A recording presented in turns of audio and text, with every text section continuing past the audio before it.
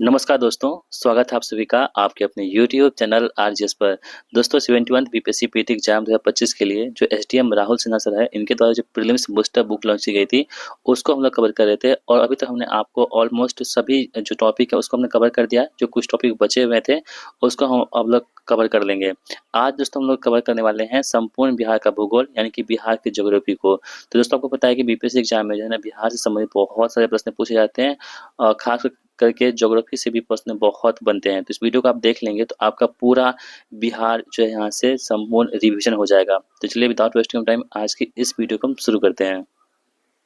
तो बिहार का भूगोल देखने से पहले यदि आप दोस्तों चैनल पर नए हैं और आपको जितने भी इसका हमने टॉपिक करवा दिया है उसको देखना है तो उसका प्लेलिस्ट हमने ऑलरेडी बना रखा हुआ है।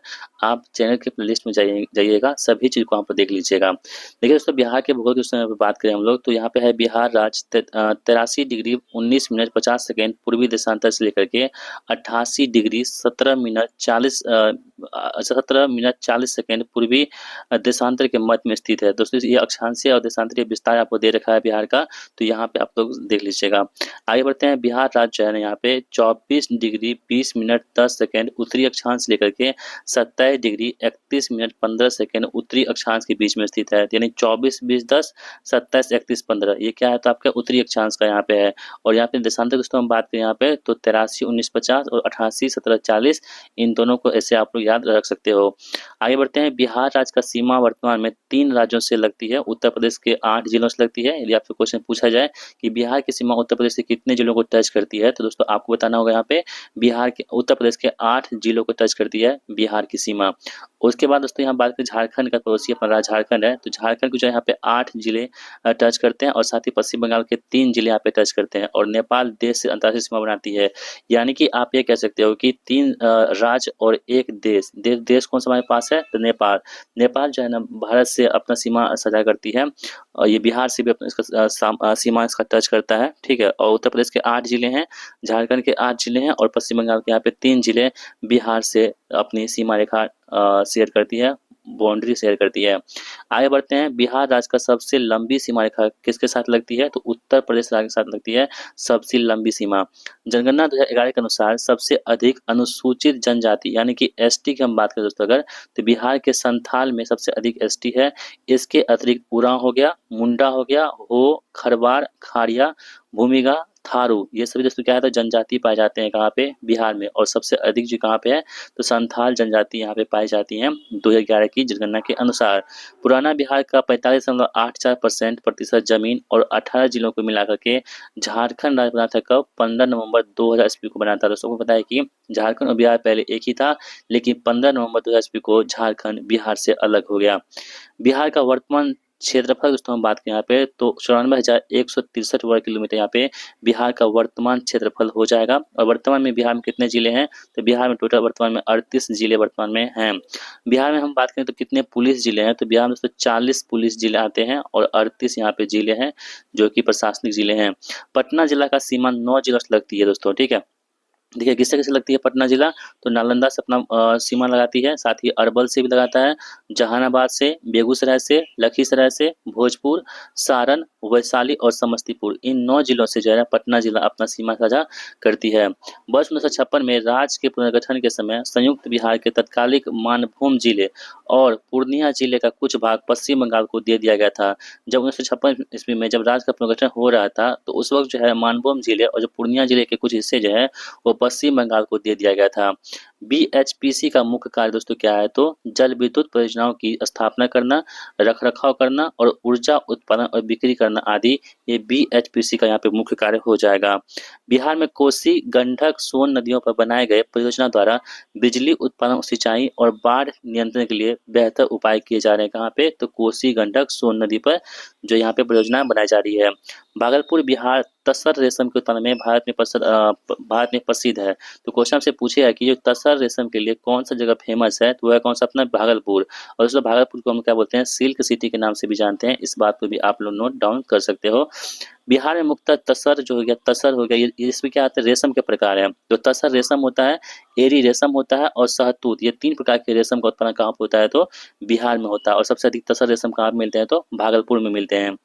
आगे बढ़ते हैं दोस्तों, एरी रेशम यह अरंडी के पत्तों से पर पलने वाला कीड़ा होता है। जो एरी या एरी रेशम होता है ना, ये किसके पत्तों पर पलता है, तो अरंडी के पत्तों पर पलने वाला क्या होता है, कीड़ा होता है।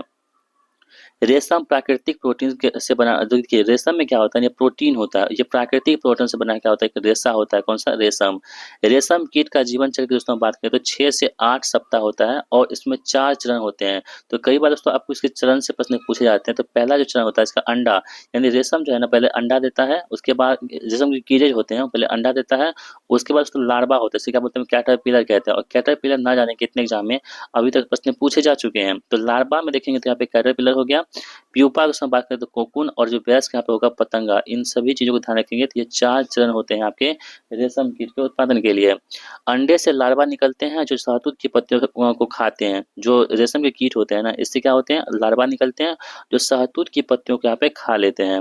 नेक्स्ट हमारे पास है कि लार्वा कोकून बनाते हैं। लार्वा क्या बनाते हैं यहाँ पे, तो कोकून बनाते हैं। क्वेश्चन डायरेक्ट पूछा जाएगा कि लार्वा आखिर बनाता क्या है, तो आपको बताना होगा दोस्तों यहाँ पे कि लार्वा से यहाँ पे कोकून बनाते हैं। ठीक है, चलिए आगे बढ़ते हैं। शहतूत के वृक्ष पर बॉम्बिक्स मोरी कीट पलता है। तो क्वेश्चन से पूछेगा जो बॉम्बिक्स मोरी कीट है ये कहाँ पे पलता है, तो शहतूत के वृक्ष पर पलता है, ध्यान रखेंगे। टसर या कोसा रेशम एंथेरिया रेशम कीट के कोकून से उत्पादित रेशम का एक प्रकार है। भागलपुर रेशम की हम बात करें तो तसर ये एंथेरिया पफिया रेशम की कीड़ों के कोकून से प्राप्त होती है, ध्यान रखेंगे। बिहार का तराई प्रदेश भारत नेपाल सीमा के समांतर स्थित है। यानी हम बात दोस्तों जैसे कि आप में से बिहार को एक मैप बनाएंगे थोड़ा बहुत, तो यहाँ जो ये एरिया होता है भागलपुर से ये नेपाल सटा हुआ एरिया होता है, इसे क्या बोलते हैं हम लोग, तराई क्षेत्र कहते हैं। ठीक है, इसको आप लोग ध्यान में रखेंगे। आगे हमारे पास है कि पश्चिमी चंपारण, पूर्वी चंपारण और सीतामढ़ी, मधुबनी, सुपौल, अररिया, किशनगंज, ये 7 जिले जो है यहाँ पे तराई प्रदेश के अंतर्गत आते हैं। यहाँ से देखेंगे ना आप सभी लोग, तो इन सभी इसी एरिया में आपको ये सभी जो है 7 जिले मिलेंगे। जैसे कि आप देखेंगे तो यहाँ पे पश्चिमी चंपारण है, उसके बाद यहाँ पे देखेंगे तो यहाँ पे पश्चिमी चंपारण, यहाँ पे पूर्वी चंपारण, उसके बाद सीतामढ़ी, फिर मधुबनी, फिर सुपौल, फिर अररिया और किशनगंज आपको देखने को मिलते हैं जो कि तराई क्षेत्र में आते हैं। पश्चिमी चंपारण से किशनगंज जिले का, पश्चिमी चंपारण से किशनगंज जिले तक जो विस्तृत एरिया होती है उसी क्या बोलते हैं हम लोग, तराई क्षेत्र कहते हैं। बिहार में तराई क्षेत्र हिमालय की तलहटी में स्थित है। एक समतल हरे भरे मैदान होते हैं, इसको भी ध्यान रखेंगे। तराई क्षेत्र कंकड़, बालू और मिट्टी के जमाव से बनी है। यह बाढ़ प्रभावित क्षेत्र होता है। तो आपको पता है दोस्तों कि सबसे अधिक जो बाढ़ होती है ना वो उत्तरी बिहार में आती है। और उत्तरी बिहार की हम बात करें अगर, तो जो यहाँ पे आपको सुपौल के एरिया, मधुबनी के एरिया, इन सभी में बहुत अधिक आपको बाढ़ देखने को मिलते हैं, क्योंकि नेपाल सटा हुआ है। और जो बाढ़ आती है बिहार में वो नेपाल से जब पानी को छोड़ा जाता है तो वहां से बाढ़ का स्थिति बनती है। तराई क्षेत्र अपनी प्राकृतिक सुंदरता, विविध संस्कृति और कृषि के लिए क्या है, तो बहुत ही प्रसिद्ध है। कौन, तराई क्षेत्र। मुंगेर पहाड़ी दोस्तों कहाँ पे, जिसे क्या बोलते हैं हम लोग, भीम बांध पहाड़ी कहते हैं क्षेत्र, बिहार में दक्षिणी पहाड़ी क्षेत्र का हिस्सा है। कौन सा, मुंगेर पहाड़ी। बिहार में मुंगेर पहाड़ी क्षेत्र छोटा नागपुर पठार के विस्तार का हिस्सा है। यह उबड़ खाबड़ क्षेत्र है। कौन सा, मुंगेर का पहाड़ी। बिहार राज्य का उत्तरी पश्चिमी भाग सोमेश्वर पहाड़ी से घिरा हुआ है। दोस्तों जैसे हम बात करें यहाँ पे बिहार राज्य की, तो थोड़ा मोटा मोटी नक्शा बना लेते हैं यहाँ पे। तो जो पश्चिमी उत्तर पश्चिमी है ना, जैसे कि उत्तर या पश्चिमी हो गया, तो ये क्षेत्र जो आपको देखने को मिलते हैं ना, यही कि आपके पास सोमेश्वर पहाड़ी के रूप में आपको देखने को मिलते हैं। सोमेश्वर पहाड़ी की ऊंचाई दोस्तों हम बात करें अगर, तो जो बिहार में सोमेश्वर पहाड़ी है इसकी ऊंचाई कितनी है, तो 879.4 मीटर यहाँ पे जो है इसकी ऊंचाई है। यह पश्चिमी चंपारण जिले में स्थित है। तो क्वेश्चन कई बार पूछा गया आपसे कि सोमेश्वर पहाड़ी जो है वो किस जिले में स्थित है, तो आपको बताना होगा यहाँ पे पश्चिमी चंपारण जिले में स्थित है।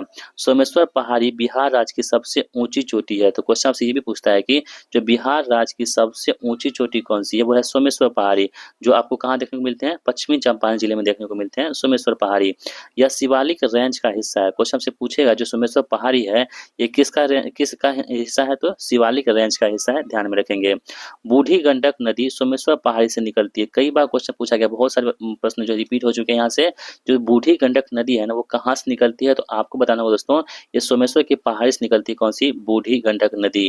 कछारी मिट्टी या दोमट मिट्टी यह बिहार में सबसे अधिक क्षेत्रों में विस्तृत है। तो क्वेश्चन पूछा जाता है कि बिहार में सबसे अधिक कौन सी मतलब कि मिट्टी पाई जाती है, तो वह कछारी मिट्टी या दोमट मिट्टी सबसे अधिक आपको बिहार में देखने को मिलती है।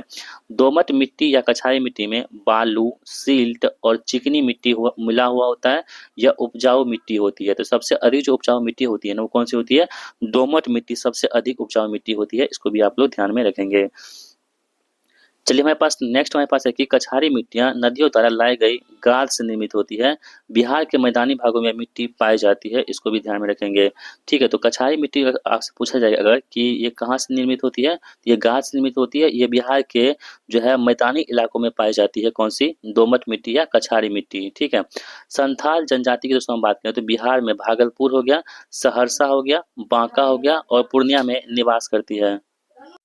दोस्तों आगे बढ़ते हैं। खरवार जनजाति भागलपुर में निवास करती है। क्वेश्चन आपसे पूछा जाएगा कि जो खरवार जनजाति है कहाँ निवास करती है, तो भागलपुर जिले में खरवार जनजाति निवास करती है।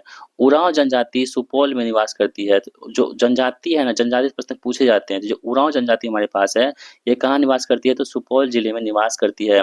मुंडा जनजाति बक्सर और रोहतास में निवास करती है। जो मुंडा जनजाति हमारे पास है ये बक्सर और रोहतास में निवास करती है। कोरा जनजाति जमुई में निवास करती है। जो कोरा जनजाति है वो जमुई में निवास करती है। बिहार में बलसुंदरी, ताल, करेल या केबाल मिट्टी से बोलते हैं। बलथर, भांगर और खादर मिट्टी आपको पाई जाती है। कहाँ पे? बिहार में। बलसुंदरी मिट्टी कहाँ पे? पूर्णिया में, सहरसा में, दरभंगा में, किशनगंज में तथा मुजफ्फर में पाई जाती है बलसुंदरी मिट्टी। ठीक है। बलसुंदरी मिट्टी, बलुई मिट्टी भी जो बलसुंदरी मिट्टी होती है ना, इसी को हम लोग क्या बोलते हैं, तो बलुई मिट्टी के नाम से भी जानते हैं। इसको भी आप लोग ध्यान रखेंगे। बलसुंदरी मिट्टी में चूना की मात्रा अधिक होती है। क्वेश्चन कई बार पूछा गया आप लोगों से, जो बलसुंदरी मिट्टी में किसकी मात्रा सबसे अधिक होती है, तो आपको बताना होगा वहाँ पे कि चूना की मात्रा जो है सबसे अधिक होती है किसमें? बलसुंदरी मिट्टी में। जिसका क्षेत्र कौन कौन सा है? पूर्णिया, सहरसा, दरभंगा और किशनगंज में आपको देखने को मिल जाते हैं। केरल या केवाल मिट्टी रोहतास में। ठीक है, जितने भी दक्षिणी बिहार के एरिया हैं जैसे कि रोहतास हो गया, गया हो गया, औरंगाबाद, जहानाबाद, मुंगेर और भागलपुर, इन सभी जगह पे आपको केरल या केवाल मिट्टी देखने को मिलते हैं। धारवाड़ क्रम की चट्टानें बिहार में सबसे पुराना है। तो क्वेश्चन देखिए, 4 प्रकार की चट्टानें आपको बिहार में देखने को मिलते हैं, जिसमें सबसे जो पुराना हमारे पास है वो कौन सा? धारवाड़ क्रम की चट्टानें। और जैसे आप दोस्तों मैप की हम बात करें बिहार का, मोटा-मोटी हम बनाते हैं, कोशिश करते हैं यहाँ पे। ये दोस्तों मैप होता है जो इस जो एरिया रीजन होता है ना, यही क्या होता है आपके पास? धारवाड़ क्षेत्र होता है। ठीक है, जिसमें मुंगेर सब आता है। ये सभी क्या होते हैं आपके धारवाड़ के मतलब की चट्टान के अंतर्गत आते हैं। जो खड़गपुर पहाड़ियाँ धारवाड़ के क्रम में है, इसे भी ध्यान रखेंगे। रोहतास दोस्तों विंध्यन क्रम की चट्टानें होती है। ये वाला एरिया जो है दोस्तों, ये रोहतास और कैमूर, इसमें आपको क्या मिलता है, तो विंध्यन क्रम की चट्टानें आपको देखने को मिलते हैं। इसे भी आप लोग ध्यान में रखोगे। कैमूर और सोन नदी घाटी में विंध्यन क्रम की चट्टानें पाई जाती है। आपको हम बताएं ना अभी, जो रोहतास और जो कैमूर है यहाँ पे इस इलाका में, वहीं पर आपको विंध्यन क्रम की चट्टानें देखने को मिलती है। पीडमोंट दलदल की दोस्तों हम बात करें तो मिट्टी, जो पिडमोट दलदल मिट्टी है ये पश्चिमी चंपारण जिले के उत्तरी पश्चिमोत्तर भाग में पाई जाती है। तो क्वेश्चन आपसे पूछेगा जो पिडमोट दलदल है स्वाम्प मिट्टी है ये कहाँ पाई जाएगी, तो पश्चिमी चंपारण जिले के उत्तरी पश्चिमोत्तर भाग में पाई जाएगी। ध्यान रखेंगे। इस मिट्टी में नमी अधिक होती है जो चावल की कृषि के लिए उपयुक्त होती है। ठीक है, जो पिडमोट दलदल मिट्टी होती है इसमें क्या होती है, नमी मॉइस्चराइजर जो है सबसे अधिक होती है और ये चावल की कृषि के लिए बहुत ही ज्यादा अच्छी होती है। ध्यान रखेंगे। मिथिला मैदान का सीमावर्ती भाग झारखंड की सीमा से नहीं लगता है। तो क्वेश्चन से पूछा गया होगा कि कौन सा भाग नहीं लगता है, तो यहाँ पे मिथिला मैदान का जो सीमावर्ती भाग है वो झारखंड के साथ नहीं लगता है। तो सबको पता है कि मिथिला का क्षेत्र कौन सा होता है, यहाँ पे दरभंगा मधुबनी जो है ये आपको कहाँ लगते हैं, तो मिथिला का क्षेत्र है। जबकि आपको झारखंड कहाँ पे है, तो झारखंड आपको नीचे दक्षिणी एरिया में है, जबकि मिथिला जो आपको उत्तरी एरिया में है, तो कभी कभी टच करेगा नहीं करेगा। कोपेन की जलवायु वर्गीकरण के अनुसार हम बात करें अगर, तो उत्तर बिहार जो यहाँ पे CWG के अंतर्गत आते हैं। ठीक है, उत्तर बिहार जो आपको कोपेन के अनुसार वो कितना है, तो CWG के द्वारा प्रदर्शित किया जाता है। उत्तर बिहार की जलवायु गर्म और शीतोष्ण होती है। जो उत्तर बिहार हमारे पास जिसमें कि सहरसा सुपौल सब आता है। ठीक है दोस्तों, सहरसा सुपौल मधेपुरा जो कोसी प्रमंडल के एरिया हैं और साथ ही मधुबनी, ये सभी चीज़ें सुपौल सब, यहाँ पे दोस्तों क्या होता है आपको गर्म और शीतोष्ण एरिया आपको देखने को मिलते हैं।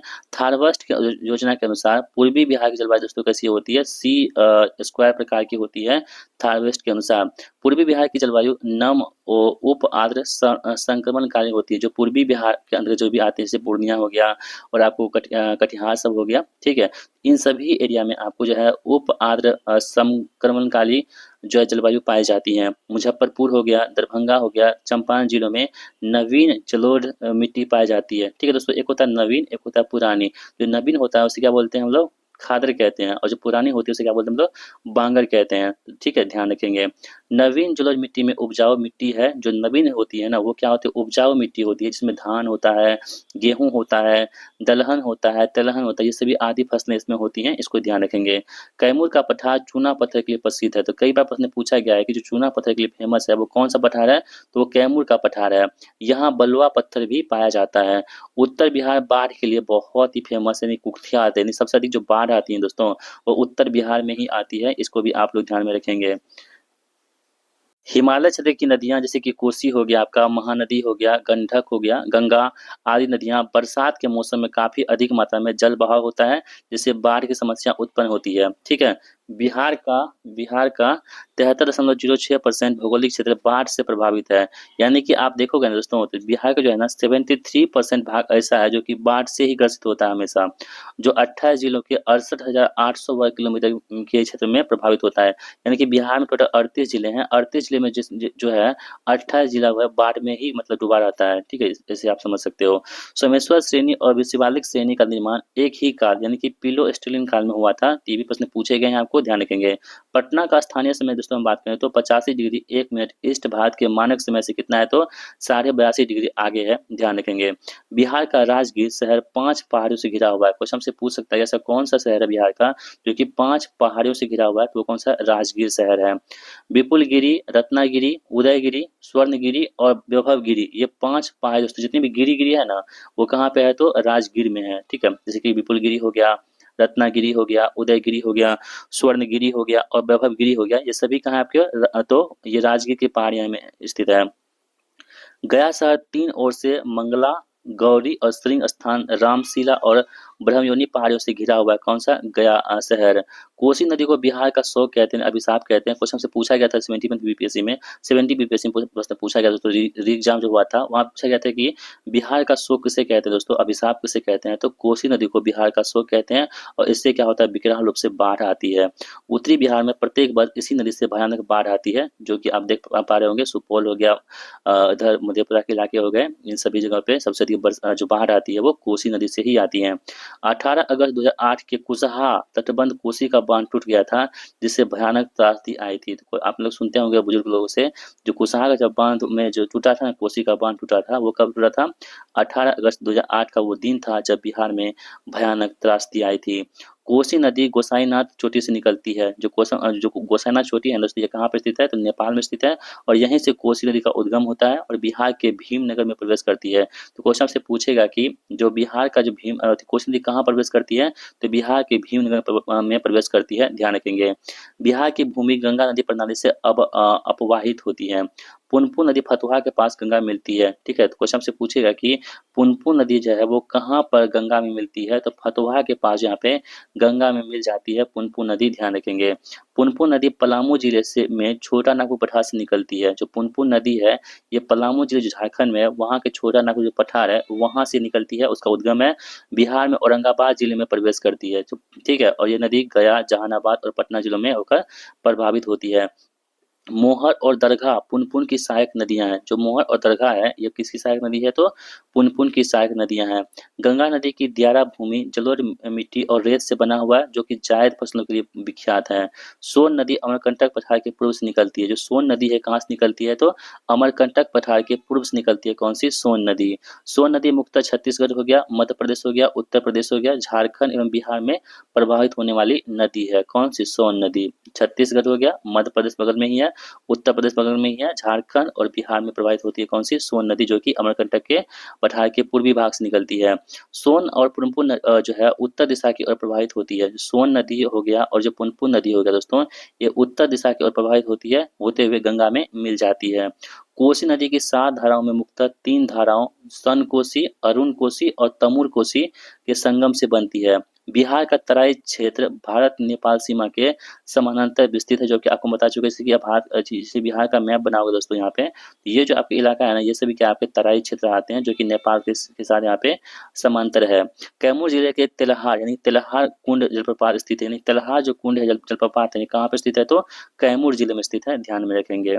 चलिए आगे बढ़ते हैं हम लोग। यहाँ पे बिहार का जूट उत्पादन में पश्चिम बंगाल के बाद भारत में दूसरा स्थान है, यानी सबसे अधिक जो जूट का उत्पादन होता है ना भारत में, वो कहाँ पे होता है, पश्चिम बंगाल में सबसे अधिक जूट का उत्पादन होता है। उसके बाद कहाँ पे होता है, तो अपना बिहार में ये सेकंड स्थान पर आता है, किसमें, जूट के उत्पादन में। भारतीय भूवैज्ञानिक के अनुसार 2025 में बिहार में कोयला का भंडार कितना था, तो 309.53 मिलियन टन मापित है, और कुल संसाधन अनुमान कितनी है, 4437.18 मिलियन यहाँ पे टन है। तो यहाँ पे देखेंगे कोयला का भंडार कितना है, तो 309.53 मिलियन टन यहाँ पे दोस्तों मापित है। बिहार में कोयला भागलपुर और मुंगेर जिले में पाया जाता है। क्वेश्चन से पूछेगा कि बिहार में कोयला कहाँ पाया जाता है सबसे अधिक, तो भागलपुर और मुंगेर जिले में आपको देखने को मिलते हैं कौन सा, कोयला। बिहार में पायराइट का उत्पादन सबसे अधिक होता है, यानी हम बात करें दोस्तों अगर कि भारत में सबसे अधिक जो पायराइट मिलता है ना, वो कहाँ पे मिलता है, तो बिहार में ही सबसे अधिक पायराइट उत्पादन होता है। या रोहतास जिले के अमझोर में सबसे अधिक पाया जाता है। कई बार ये प्रश्न रिपीट हो चुके हैं कि पायराइट का उत्पादन कहाँ पे होता है दोस्तों, तो आपको बताना होगा कि रोहतास जिले के अमझोर में सबसे अधिक आपको पायराइट का उत्पादन होता है। बिहार के जमुई में सोना, ठीक है, जीएसआई के अनुसार देश के 44% यानी कि 44% सोना दोस्तों आपको कहाँ मिलता है, तो बिहार के जमुई जिला में। तो क्वेश्चन कई बार बीपीएससी में प्रश्न पूछा गया है कि जमुई किस लिए फेमस है, तो सोने के लिए प्रसिद्ध है जमुई जिला। बिहार में गया, मुंगेर, भागलपुर, नवादा आदि जिलों में अभ्रक पाया जाता है। तो अभ्रक दोस्तों कहाँ कहाँ पाया जाएगा आपको, तो गया में पाया जाएगा अभ्रक, मुंगेर में पाया जाएगा, भागलपुर में और नवादा में। यानी आप ये कह सकते हो कि जैसे अब बिहार का ये मैप हुआ, तो ये जो इलाका है दोस्तों, इधर इधर वाला इलाका मुंगेर वाला सब, ठीक है, गया, मुंगेर, भागलपुर, नवादा, इन सभी इलाकों में आपको अभ्रक देखने को मिलते हैं। और पायराइट कहाँ पे मिलते हैं दोस्तों, पायराइट आपको रोहतास में मिलते हैं, और जो सोना कहाँ पे, जमुई में आपको देखने को मिल जाता है। दोस्तों हम बात करें मूरी, तो मूरी क्या है, तो अल्युमिनियम प्लांट के लिए प्रसिद्ध है। तो क्वेश्चन आपसे पूछ सकता है कि मूरी जो है बिहार में किस लिए फेमस है, तो अल्युमिनियम प्लांट के लिए फेमस है। मूरी का अल्युमिनियम प्लांट हिंडाल्को द्वारा संचालित है। किसके द्वारा, हिंडाल्को जो कंपनी दोस्तों, इसके द्वारा संचालित है। इसकी स्थापना कब हुई थी, 1948 में इसकी स्थापना होती है। मूरी कहाँ पे दोस्तों, जहाँ रांची के स्वर्णरेखा नदी के किनारे अवस्थित है, कौन सा, मूरी। पलामू में कोयला, ग्रेफाइट, लो अयस्क, बॉक्साइट, चूना पत्थर, डोलामाइट आदि खनिज पाए जाते हैं। तो पलामू जो झारखंड में स्थित है, आपको पता है कि बिहार और झारखंड पहले एक ही था, लेकिन अब झारखंड अलग हो चुका है, तो पलामू झारखंड में चला गया है। तो उसमें हम बात करें तो पलामू में फेमस क्या है, तो कोयला, ग्रेफाइट, लो अयस्क, बॉक्साइट, चूना पत्थर, डोलामाइट, ये सभी कहाँ पाए जाते हैं, आपको पलामू जिले में देखने को मिलते हैं। सिंहभूम जो झारखंड का जिला है, जहाँ पे लो अयस्क उत्पादन में अग्रणी है, यानी कि लो अयस्क में जो है सबसे अधिक जो है टॉप पर, वो है कौन सा, सिंहभूम जिला झारखंड का। हेमाटाइट लो अयस्क है, जिसमें 70% लो अंश पाए जाते हैं। यानी जो हेमाटाइट होता है दोस्तों, ये लोहा का क्या होता है, एक अयस्क होता है, जिसमें क्या होते हैं, तो 70% यहाँ पे आपको लोहा का अंश देखने को मिलते हैं। 2011 की जनगणना के अनुसार बिहार का साक्षरता दर कितनी है, 61.8% आपको जो है साक्षरता दर है, किसके अनुसार, 2011 के अनुसार, ठीक है, ध्यान रखेंगे, बहुत इंपॉर्टेंट प्रश्न है, कई बार रिपीट हो चुके हैं। 2011 की जनगणना के अनुसार बिहार में पुरुष का साक्षरता कितना है, देखिए ये ओवर और महिला और पुरुष दोनों की दोस्तों हम बात करें अगर, 61.8% है, ठीक है, बिहार की साक्षरता दर, लिटरेसी रेट। अगर हम स्पेशल हम बात करें किसके, पुरुष का, तो 71.2% दोस्तों यहाँ पे क्या है, तो पुरुषों का यहाँ पे क्या है, तो बिहार में साक्षरता दर है। वही दोस्तों हम बात करें कि बिहार में महिलाओं की साक्षरता दर की हम बात करें अगर, तो 51.5% यहाँ पे बिहार में महिलाओं की साक्षरता दर है, ध्यान रखेंगे।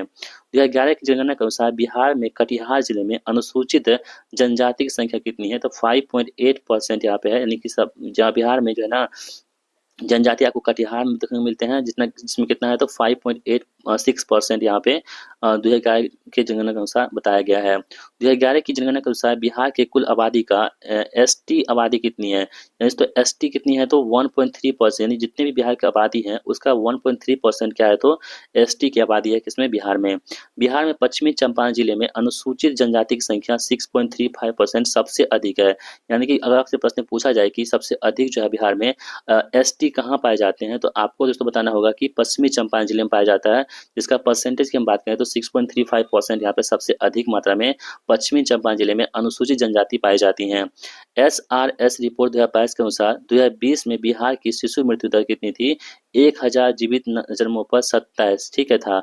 यानी कि जो आपको जो बिहार की हम बात करें अगर सिर्फ बिहार की, तो 1000 जीवित जन्मों पर जो है ना 27 यहाँ पे क्या है तो शिशु मृत्यु दर है, और राष्ट्रीय कितना है तो 28 है। SRS रिपोर्ट 2025 के अनुसार बिहार में मातृ मृत्यु दर यानी कि अ, MMR की दोस्तों बात करें यहाँ पे 2025 में 374 से घट करके 100 यानी कि 100 रह गई है। इसको भी आप लोग ध्यान में रखोगे। चलिए दोस्तों आगे बढ़ते हैं हम लोग यहाँ पे। SRS रिपोर्ट 2025 के अनुसार बिहार में प्रसव संस्थागत 74% से अधिक है। चलिए SRS रिपोर्ट 2025 के अनुसार बिहार में प्रसव संस्थागत 74% से अधिक है। बिहार में 2011 की जनगणना के अनुसार सर्वाधिक घनत्व वाला जिला कौन सा है? शिवहर है। क्वेश्चन आपसे पूछेगा कि 2011 की जनगणना के अनुसार सबसे अधिक जो घनत्व वाला जिला है ना वो कौन सा है? शिवहर है। कितना है? 1880 यहाँ पे व्यक्ति रहते हैं शिवहर में, जो कि सबसे अधिक घनत्व वाला जिला है। इसके बाद दोस्तों पटना आएगा 1823 के साथ, उसके बाद दरभंगा 1728 और वैशाली 1717, बेगूसराय 1549। लेकिन सबसे अधिक जो है शिवहर, यहाँ पे दोस्तों शिवहर में क्या है ना क्षेत्रफल कम है, और जहाँ पे क्षेत्रफल कम होता है वहाँ पे लोग ज़्यादा रहते हैं, तो इसलिए यहाँ पे क्या दोस्तों क्या है तो घनत्व सबसे अधिक है बिहार में शिवहर का। 2011 की जनगणना के अनुसार बिहार का सबसे बड़ा आबादी जिला कौन सा है? पटना। यानी सबसे अधिक जो लोग रहते हैं कहाँ पे रहते हैं? पटना में है। 58 लाख जो है यहाँ पे 38,465 लोग रहते हैं 2011 की जनगणना के अनुसार। कहाँ पे? पटना में। दोस्तों पटना राजधानी है, इसलिए सभी लोग वहाँ पे रहना पसंद करते हैं। बिहार में मधेपुरा जिले की जनसंख्या वृद्धि 2001 से लेकर के 11 के बीच में सर्वाधिक है। क्वेश्चन आपसे पूछेगा कि सबसे अधिक जो बिहार में दशकीय वृद्धि है वो किस जिले की है? तो मधेपुरा जिले की है, जहाँ पे 31.12% यहाँ पर सबसे अधिक आपको देखने को मिलती है। क्षेत्रफल के दृष्टिकोण से बिहार का सबसे बड़ा जिला पश्चिमी चंपारण है। अगर हम बात करें क्षेत्रफल के दृष्टिकोण से सबसे बड़ा जिला है बिहार का वो कौन सा है? पश्चिमी चंपारण जिला है, जिसकी कितनी मतलब कि क्षेत्रफल में फैला हुआ है तो 5228 यानी कि 5228 वर्ग किलोमीटर में इसका क्षेत्रफल है। किसका? पश्चिमी चंपारण जिला का, जो कि बिहार में सबसे बड़ा जिला है क्षेत्रफल के दृष्टिकोण से। 2011 की जनगणना के अनुसार भारत की कुल जनसंख्या के सापेक्ष बिहार की जनसंख्या कितनी है? तो 8.5% लगभग यहाँ पर देखेंगे तो ये प्रश्न पूछा गया था आपको टीआरई एग्जाम में, जो बीपीएससी टीचर वाला एग्जाम होता है दोस्तों, उसी में प्रश्न पूछा गया था कि जो है आपके भारत की कुल जनसंख्या का कितना परसेंट आपकी बिहार की जनसंख्या है तो 8.5% है, ध्यान रखेंगे। 2011 की जनगणना के अनुसार बिहार में लिंगानुपात सबसे अधिक गोपालगंज जिले में है। क्वेश्चन से पूछेगा कि बिहार में सबसे अधिक जो लिंगानुपात है वो किस जिले की है तो गोपालगंज जिले में सबसे अधिक लिंगानुपात देखने को मिलते हैं। और जिले का प्रति पुरुष की हम बात करें तो 1000 पुरुषों पर 1021 महिलाएं हैं, यानी कि पुरुष ही कम पड़ जाते हैं। कहाँ पे? तो गोपालगंज में 21 एक्स्ट्रा महिलाएं आपको यहाँ पर देखने को मिलती है, यानी कि बिहार में सबसे अधिक जो लिंगानुपात है वो कहाँ की है? गोपालगंज जिले का है। 2011 में जनगणना के अनुसार 88.7% जनसंख्या ग्रामीण क्षेत्रों में निवास करती है, और 11.3% दोस्तों जनसंख्या क्या होती है तो नगरीय क्षेत्रों में निवास करती है। तो आपको पता है दोस्तों कि भारत जो है ना वो उसका जो प्राण कहाँ बसते हैं तो ग्राम में ही बसते हैं, यानी ग्राम प्रधान देश है कौन सा? भारत। तो सबसे अधिक देखेंगे यहाँ पे लोग जो है 88% लोग गांव में रहते हैं बिहार में, और जो है 11% जो कामकाजी लोग होते हैं, जो ऑफिशियल लोग होते हैं वो शहरों में रहते हैं। 2011 की जनगणना के अनुसार बिहार में पटना सबसे नगरीकृत 43.07 जिले हैं, ठीक है, तो यहाँ पे ध्यान रखेंगे। 2011 की जनगणना के अनुसार महाराष्ट्र भारत का दूसरा सबसे अधिक जनसंख्या वाला राज्य है। यदि सबसे अधिक जनसंख्या बात करें यहाँ पे तो सबसे अधिक दोस्तों कहाँ पे तो यूपी में सबसे अधिक जनसंख्या है, ठीक है, देश की राज्य की हम बात करें तो, और दूसरे स्थान दोस्तों कौन सा है तो महाराष्ट्र यहाँ पे दूसरे क्रम पे आते हैं जनसंख्या में। और दोस्तों हम बात करें आगे तो मुंडा जो बिहार अपना है तो वो तीसरे स्थान पे आते हैं। मुंडा जनजाति मुख्य रूप से सबसे अधिक झारखंड राज्य में पाई जाती है। 2001 से लेकर के 2011 के बीच में सबसे कम महिला साक्षरता दर कहाँ की दोस्तों? तो सबसे कम जो पढ़ी लिखी महिला है वो कहाँ की? सहरसा जिले की है, ठीक है। यानी कि आप देखेंगे तो 10 साल में सबसे कम जो महिला साक्षरता है वो कहाँ की है? सहरसा जिले की है। 41.68% यहाँ पे रही है। 2011 की जनगणना के अनुसार बिहार के 3 सबसे कम आबादी वाला जिला कौन कौन सा है? तो शेखपुरा सबसे कम है यहाँ पे, उसके बाद शिवहर है, और उसके बाद अरवल दोस्तों यहाँ पर देखेंगे। तो 2011 की जनगणना के अनुसार बिहार के 3 सबसे कम आबादी वाला जिला कौन सा है? शेखपुरा, शिवहर और अरवल, ठीक है। शेखपुरा में सबसे कम जनसंख्या है, फिर उसके बाद शिवहर में, उसके बाद अरवल में। 2011 की जनगणना के अनुसार बिहार में बाल लिंगानुपात कितना दोस्तों? 935 प्रति हजार था। ये प्रश्न पूछे गए थे आपको बीपीएससी एग्जाम में। तो 2011 की जनगणना के अनुसार बिहार में बाल लिंगानुपात कितना है तो 935 व्यक्ति प्रति हजार था। बिहार में सर्वाधिक बाल लिंगानुपात 2011 की जनगणना के अनुसार किशनगंज जिले का है। कहाँ का है? यहाँ पे 971 है। किशनगंज जिले का सबसे अधिक है, ध्यान रखेंगे बाल लिंगानुपात। बिहार में रोहतास जिले की साक्षरता दर सबसे अधिक, यानी कि सबसे अधिक जो पढ़े लिखे लोग हैं वो कहाँ के हैं? तो रोहतास जिले के हैं। और सबसे दोस्तों हम बात करें कि सबसे कम महिला कहाँ पढ़ी लिखी हुई है, तो वो सहरसा जिले की हैं। ठीक है। बिहार की 1981 से 91 के दशक में जनसंख्या वृद्धि की दर कितनी थी? 13.34% थी। बिहार आर्थिक सर्वेक्षण 2021-22 के अनुसार बिहार वर्तमान शहरीकरण 15.3% है। 2011 की जनगणना के अनुसार शहरीकरण के बढ़ते इस स्तर के अनुसार बिहार के जिले का सही क्रम की हम बात करें अगर यहाँ पे, तो वो कौन कौन से जिले यहाँ पे हो जाएंगे, तो देख लीजिए नालंदा, मुंगेर और पटना, यानी सब ठीक है, ध्यान रखेंगे। भारतीय जनगणना 2011 के अनुसार बिहार राज्य का लिंगानुपात कितना है, तो 918 यहाँ पे लिंगानुपात है। ठीक है। भारत का लिंगानुपात 2011 की जनगणना के अनुसार कितना है, तो 943 है लिंगानुपात। बिहार में सर्वाधिक अनुसूचित जातियों वाला जिला कौन सा है, तो गया में सबसे अधिक आपको एसटी जनजाति देखने को मिलते हैं। कहाँ पे? गया में। बिहार में न्यूनतम अनुसूचित जातियों की संख्या शिवहर में। कहाँ पे? शिवहर में। उरांव जनजाति प्रोटो ऑस्ट्रेलॉइड और द्रविड़ परिवार से संबंधित है। मुंडा भी इसी परिवार का है। तो उरांव जनजाति और मुंडा ये दोनों जो है आपको प्रोटो ऑस्ट्रेलॉइड और द्रविड़ परिवार से संबंधित है। 2011 की जनगणना के अनुसार हिंदुओं में लिंगानुपात कितना है, तो 915 आपको देखने को मिलते हैं। बिहार का प्रथम रामसर क्षेत्र कहाँ पे? बेगूसराय जिले में स्थित है। ठीक है, जो कि वहाँ पे बेगूसराय में रामसर जो झील मतलब कि है, ध्यान में रखेंगे। आगे बढ़ते हैं। बेगूसराय जिले की कांवर झील, हाँ कांवर झील को 2020 में रामसर साइट में शामिल किया गया था। तो देखिए बिहार में अभी 3 रामसर साइट हो चुके हैं, एक है कांवर झील, एक है नागी और नकटी, यानी 3 हो चुके हैं। नागी और नकटी कहाँ का है, तो नागी और नकटी जमुई का है, जबकि कांवर झील कहाँ पे दोस्तों? बेगूसराय में है, जिसको 2020 में यहाँ पे रामसर साइट में शामिल किया गया था।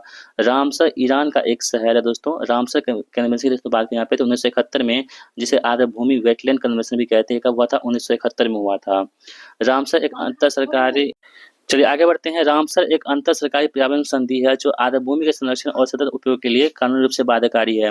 भीम बांध वन्य जीव अभयारण्य दोस्तों बिहार के मुंगेर जिला में, क्वेश्चन से पूछेगा कि जो भीम बांध वन्य जीव अभयारण्य है ये कहाँ पर स्थित है? बिहार के मुंगेर जिला में स्थित है। भीम बांध वन्य जीव अभयारण्य की स्थापना कब हुई थी? 1976 में हुई थी, जो बिहार के मुंगेर जिला में स्थित है। वाल्मीकि नेशनल पार्क को 1978 में वन्य जीव अभयारण्य की ओर से 1990 में नेशनल पार्क का दर्जा दिया गया था, जो कि एक ही है वाल्मीकि नेशनल पार्क बिहार में। 1990 में इसको नेशनल पार्क का दर्जा मिला था। जब पश्चिमी चंपारण जिले में स्थित है कौन सा? Valmiki national park. वाल्मीकि राष्ट्रीय उद्यान को 1990 के दशक में टाइगर रिजर्व का दर्जा दिया गया था, इसे भी आप लोग ध्यान में रखोगे। गौतम बुद्ध वन्य जीव अभयारण्य कहाँ पे है? तो गया जिला में स्थित है। कौन सा? गौतम बुद्ध नाम से स्पष्ट दोस्तों गौतम बुद्ध कहाँ होगा? गया जिला में स्थित है। राजगीर पंथ वन्य जीव अभयारण्य नालंदा जिले में स्थित है। क्वेश्चन से पूछेगा जो राजगीर है दोस्तों, राजगीर ठीक है, ये कहाँ पे है? तो नालंदा जिला में आता है। कैमूर वन्यजीव अभयारण्य बिहार का सबसे बड़ा वन्यजीव अभयारण्य है। क्वेश्चन से पूछेगा कि जो बिहार का सबसे बड़ा जो वन्यजीव अभयारण्य है वो कौन सा है? तो कैमूर वन्यजीव अभयारण्य है, ध्यान रखेंगे। बिहार में भागलपुर में बर्ड रिंगिंग स्टेशन ठीक है स्थापित देश का चौथा और राज्य का प्रथम यहाँ पे किया गया है। बर्ड रिंगिंग स्टेशन कहाँ पे है? तो बिहार के भागलपुर में स्थित है, जो कि देश का चौथा और बिहार का प्रथम है। भागलपुर प्रवासी पक्षियों के प्रजनन स्थलों में से एक है। प्रजाति जो प्रवासी होते हैं जो बाहर से आते हैं पक्षी, उसके लिए भागलपुर में एक जगह बनाया गया है। बर्डे रैंकिंग स्टेशन का मुख्य उद्देश्य से क्या है? तो प्रवासी पक्षियों की निगरानी करना है, ध्यान रखेंगे। विक्रमशिला गंगे डॉल्फिन अभयारण्य बिहार के भागलपुर जिले में स्थित है। जो विक्रमशिला गंगे जो डॉल्फिन अभयारण्य है कहाँ पे? बिहार के भागलपुर जिले में स्थित है। विक्रमशिला गंगे डॉल्फिन अभयारण्य की स्थापना कब हुई थी? 1991 में इसकी स्थापना की गई थी, ध्यान रखेंगे।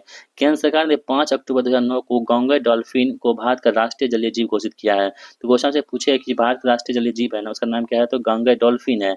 इसको कब घोषित किया गया था? तो 5 अक्टूबर 2009 ईस्वी को इसको घोषित किया गया था। प्रतिवर्ष बिहार में 5 अक्टूबर को डॉल्फिन दिवस हम लोग मनाते हैं।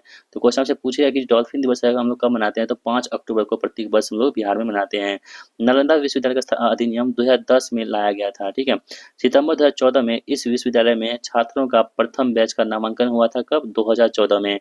नालंदा महाविद्यालय को जुलाई 2016 में यूनेस्को की विश्व धरोहर सूची में शामिल किया गया था। क्वेश्चन से पूछेगा कि जो नालंदा महाविद्यालय इसको कब यूनेस्को में हेरिटेज साइट में शामिल किया गया था? तो 2016 में से शामिल किया गया था।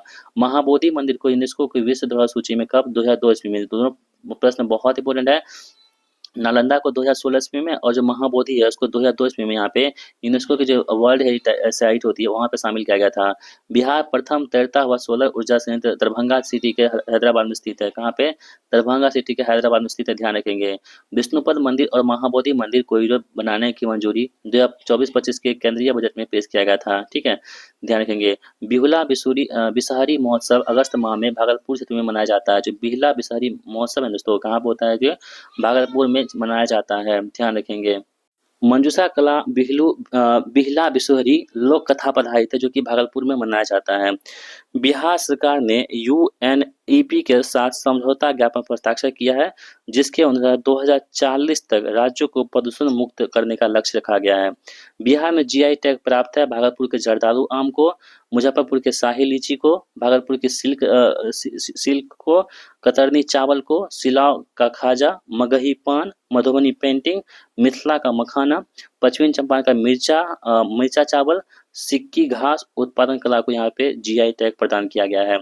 मधेपुरा लोकोमोटिव फैक्ट्री में 12,000 एचपी यानी कि हॉर्स पावर शक्ति का विद्युत रेल इंजन बनाया जा रहा है कि ठीक है, ध्यान रखेंगे। आगे बढ़ते हैं। सुलम इंटरनेशनल की स्थापना 1970 में किया गया था। कब? 1970 में सुलम इंटरनेशनल की स्थापना किया गया था। छपरा के मोढेरा रेल इंजन कारखाना 2 सितंबर 2018 से रेल इंजन का उत्पादन प्रारंभ किया है। सारण जिले के दरियापुर ब्लॉक के बेला में रेल व्हील प्लांट स्थित है। कहाँ पे? रेल व्हील प्लांट कहाँ पे दोस्तों? सिवान जिले के दरियापुर ब्लॉक में। हमने सारण बताया था, उसके लिए सॉरी।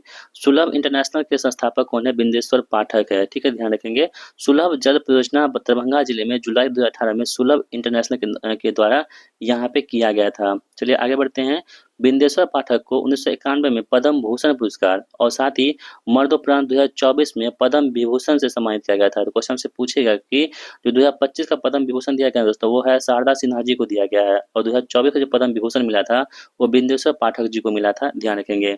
नेपाल की प्रथम बहुराष्ट्रीय पेट्रोल पाइपलाइन बिहार में मोतिहारी से प्रारंभ होकर के नेपाल के अमलेखगंज तक 196 किलोमीटर लंबी पाइप का उद्घाटन 10 सितंबर 2019 को नेपाल और भारत के प्रधानमंत्री ने संयुक्त रूप से किया था। बिहार सरकार ने शराबबंदी के उल्लंघन के विरोध में ऑपरेशन प्रहार प्रारंभ की है। ठीक है दोस्तों, ऑपरेशन प्रहार जो है ना, वो शराबबंदी के जो कोई उल्लंघन करता है उसको पकड़ने के लिए यहाँ पे ऑपरेशन प्रहार प्रारंभ की गई है। ऑपरेशन प्रहार नक्सलियों के विरुद्ध भी चलाया जा रहा है। बिहार का प्रथम रामसर साइट कांवर झील पक्षी विहार, कांवर झील जो कांवरताल से बोलते हैं, बेगूसराय में आर्द्र भूमि क्षेत्र है, जिसे 39वां रामसर साइट घोषित किया गया है। कौन सा? 39वें क्रम का। बिहार के 81वां और 82वां रामसर साइट नागी पक्षी अभयारण्य को और 82वां दोस्तों कौन सा है? तो नकटी को। ठीक है, इन दोनों को जो पक्षी अभयारण्य है जो कि बिहार का दूसरा और तीसरा राम साइट है, इन तीनों को ध्यान रखेंगे, आपको सवाल पूछे ही जाएंगे। नागी और नकटी पक्षी अभयारण्य बिहार के जमुई जिले में स्थित है, आपको बता चुके हैं। कोसी मैदान की माध्य समुद्र तल जो है की ऊंचाई कितनी है? 30 मीटर है। कोसी नदी को बिहार का शोक कहते हैं। उत्तरी बिहार में प्रत्येक वर्ष इसी नदी से भयानक बाढ़ आती है। ये प्रश्न रिपीट हो चुका है। 18 अगस्त 2008 को कुशहा तटबंध में कोसी का बांध टूट गया था, जिससे भयानक त्रासदी आई थी। ये प्रश्न भी रिपीट हो चुका है। शुद्ध बोया गया क्षेत्र एक ऐसा क्षेत्र है जिस पर वर्ष में एक बार फसल उगाई जाती है। कार्तिक मास के शुक्ल पक्ष के छठे दिन छठ पूजा मनाया जाता है। क्वेश्चन से पूछेगा कि छठ पूजा कब मनाते हैं, तो कार्तिक मास के शुक्ल पक्ष के छठे दिन हम लोग क्या करते हैं? छठ पूजा मनाते हैं। आगे हमारे पास है कि छठ पूजा बिहार का अद्वितीय त्योहार, बिहार का सबसे बड़ा त्योहार है। ठीक है, ध्यान रखेंगे। गणेश चतुर्थी महाराष्ट्र का मुख्य पर्व है जो कि अभी चल रहा है। औरंगाबाद के देव में बिहार का प्रसिद्ध सूर्य मंदिर स्थित है। क्वेश्चन से पूछेगा कि सूर्य मंदिर कहाँ पर स्थित है बिहार में, तो है औरंगाबाद के देव में स्थित है। मोतिहारी में फरवरी माह के कृषि कुंभ मेला का आयोजन किया जाता है। सोनपुर गंडक और गंगा नदी के तट पर अवस्थित है, जहाँ पे सोनपुर का प्रत्येक वर्ष मेला लगता है। सोनपुर में प्रत्येक वर्ष आप देखेंगे तो कार्तिक पूर्णिमा के अवसर पर प्रसिद्ध पशु मेला का आयोजन किया जाता है, जो कि एशिया में सबसे बड़ा मेला का आयोजन होता है। सोनपुर में प्रसिद्ध पशु मेला का एशिया का सबसे बड़ा मेला के रूप में जाना जाता है। यहाँ पर देखिए लिखा हुआ है, सोनपुर मेला कार्तिक पूर्णिमा से प्रारंभ होकर के 1 महीना तक यानी 32 दिन तक लगा रहता है सोनपुर मेला, जिसमें कि बहुत ही फेमस चीजें आती हैं जो कि आप लोग समझ पा रहे होंगे। आगे बढ़ते हैं। सोनपुर पशु मेला को हरिहर क्षेत्र पशु मेला के नाम से भी जानते हैं। यही वह स्थान है जहाँ पे राजेंद्र मोक्ष स्थल के नाम से भी जाना जाता है। पौराणिक कथाओं के अनुसार भगवान विष्णु ने गज हाथी को मगरमच्छ से बचाया था इसी स्थान पर। बिहार में सुजनी कला मुजफ्फरपुर जिले के भुसरा गांव से प्रारंभ हुई थी। ठीक है। भारतीय हस्तशिल्प के संदर्भ में बिहार में सुजनी एक प्रकार की क्या है तो कढ़ाई है। बिहार की सुजनी कढ़ाई को जीआई टैग मिला था कब 2006 ईस्वी में। पद्म श्री निर्मला देवी को सुजनी कला का को पुनर्जीवित किया था। विश्व का प्रथम लिंग साहित्य महोत्सव अप्रैल 2017 में पटना में आयोजित किया गया था। लिंग साहित्य महोत्सव का मुख्य उद्देश्य साहित्यिक क्षेत्र में प्रसिद्ध लोगों को अनुभवी को जानने और लैंगिक समानता के लिए जागरूकता तक एक मंच के रूप में प्रयोग करना है। सीता माता की विश्व की सबसे ऊंची मूर्ति 251 मीटर की मूर्ति कहाँ पर बनाई जा रही है तो सीतामढ़ी जिले में किया जा रहा है। केंद्र सरकार ने इस मंदिर के निर्माण के लिए 500 करोड़ रुपए का आवंटन किया है। सीतामढ़ी को मुख्य रूप से सीता देवी के जन्मस्थल पुनौरा धाम के रूप में जाना जाता है। बागमती नदी सीतामढ़ी जिले से होकर के बहती है। नव नालंदा महाविहार की स्थापना 1951 में बिहार सरकार द्वारा किया गया था, बौद्ध अध्ययन के आधुनिक केंद्र के रूप में। बिहार में मार्च 2024 तक राष्ट्रीय राजमार्ग की कुल लंबाई कितनी है? 61 से 31.80 किलोमीटर है। बिहार में प्रति 1 लाख जनसंख्या पर राष्ट्रीय राजमार्ग की लंबाई कितनी है? 4.45 किलोमीटर। आर्थिक समीक्षा 2024-25 में भारत में प्रति 1 लाख की जनसंख्या पर राष्ट्रीय राजमार्ग की लंबाई कितनी है तो 10.90 किलोमीटर। लखनदेई नदी नेपाल से निकलकर बिहार में सीतामढ़ी जिले में प्रवेश करती है और बागमती नदी में मिल जाती है। सीतामढ़ी शहर लखनदेई नदी के तट पर स्थित है। क्वेश्चन पूछेगा अगर कि सीतामढ़ी शहर किस नदी के तट पर स्थित है तो लखनदेई पर। ठीक है, सीता और लखन। पूर्व मध्य रेलवे क्षेत्र का मुख्यालय कहाँ पे है तो हाजीपुर में स्थित है, ध्यान रखेंगे। चलिए आगे बढ़ते हैं हम लोग यहाँ पे। पूर्व मध्य रेलवे क्षेत्र का अंतर्गत सोनपुर आता है, समस्तीपुर आएगा, दानापुर आएगा, पंडित दीनदयाल उपाध्याय, मुगलसराय तथा धनबाद मंडल इसी में आते हैं। मधेपुरा लोकोमोटिव फैक्ट्री में निर्मित भारत का सबसे शक्तिशाली विद्युत रेल इंजन का सामर्थ्य कितना है तो 12,000 एचपी है। भारी मशीन निर्माण प्लांट HECL रांची झारखंड में स्थित है। 1958 में हेवी इंजीनियरिंग कॉरपोरेशन लिमिटेड की स्थापना की गई थी। यह सार्वजनिक क्षेत्र का उपक्रम है। टाटा लो इस्पात कारखाना में लो अयस्क की आपूर्ति सिंहभूम और मयूरभंज जिले में होती है। 26 अगस्त 1907 में टाटा लौह इस्पात कारखाना यानी कि टिस्को की स्थापना हुई थी 1907 ईस्वी में। ठीक है, जब औरंगजेब की मृत्यु हुई थी तो टिस्को वास्तविक रूप से भारत का पहला लोहा और इस्पात विनिर्माण संयंत्र है। बरौनी रिफाइनरी की स्थापना कब हुई थी? 1964 में इंडियन ऑयल कॉर्पोरेशन के द्वारा किया गया था। कब? 1964 में। बरौनी रिफाइनरी सोवियत रूस और रोमानिया के सहयोग से बनाया गया था, ध्यान रखेंगे। बंजारी सीमेंट कंपनी बिहार के रोहतास जिले में बंजारी में स्थित है। जो बंजारी सीमेंट कंपनी है वह बिहार के रोहतास जिले में स्थित है। बंजारी सीमेंट अब कल्याणपुर सीमेंट लिमिटेड KCL की स्थापना 1937 में की गई थी, ध्यान रखेंगे। 2018 में डालमिया सीमेंट भारत लिमिटेड ने KCL का अधिग्रहण कर लिया है। बिहार में पटसन उद्योग उत्तर पूर्वी बिहार मैदान में स्थित है। ठीक है। भागलपुर सेरीकल्चर सिल्क यार्न के निर्माण तथा उनसे बने उत्पाद के लिए बहुत ही ज़्यादा विश्व प्रसिद्ध है। भागलपुर में नाथनगर सिल्क सेंटर के नाम से जाना जाता है। बिहार में गया के मानपुर में वस्त्र उद्योग केंद्र है। बिहार में 1904 में मढ़ौरा सारण जिला में आधुनिक चीनी मिल की स्थापना की गई थी। कब? 1904 ईस्वी में। 1840 में बेतिया में डचों द्वारा प्रथम चीनी कारखाना स्थापित करने का प्रयास किया गया था। कहाँ पे? बेतिया में। बिहार के उद्योग का कमिश्नर कार्यालय पटना में स्थित है। भद्रा नदी के किनारे स्थित है। भद्रा नदी के किनारे स्थित है तथा बाबा बुदन पहाड़ी से मैग्नीज, लोहा एवं चूना पत्थर खनिज मिलता है। GE एवं अल्ट्रसॉम संयुक्त राज्य अमेरिका की कंपनी है जो कि मोढेरा में लोकोमोटिव कारखाना स्थापित किया है। ठीक है, चलिए आगे बढ़ते हैं हम यहाँ पे। मोढेरा लोकोमोटिव बेवटेक कॉरपोरेशन और भारतीय रेलवे के बीच एक संयुक्त उद्यम है। 2015 में बेवटेक और भारतीय रेलवे के बीच में एक संयुक्त उद्यम के रूप में स्थापित किया गया था। कपिलांस एक निजी लिमिटेड कंपनी है। यह कास्ट आयरन पाइप और कटिंग फिटिंग के लिए काम करती है। कपिलांस के द्वारा बिहार के बक्सर जिले में राजपुर में धातु उद्योग स्थापना किया गया है। मोतिहारी अमलेज खंड नेपाल पाइपलाइन का उद्घाटन 10 सितंबर 2019 को भारत के प्रधानमंत्री नरेंद्र मोदी द्वारा किया गया था।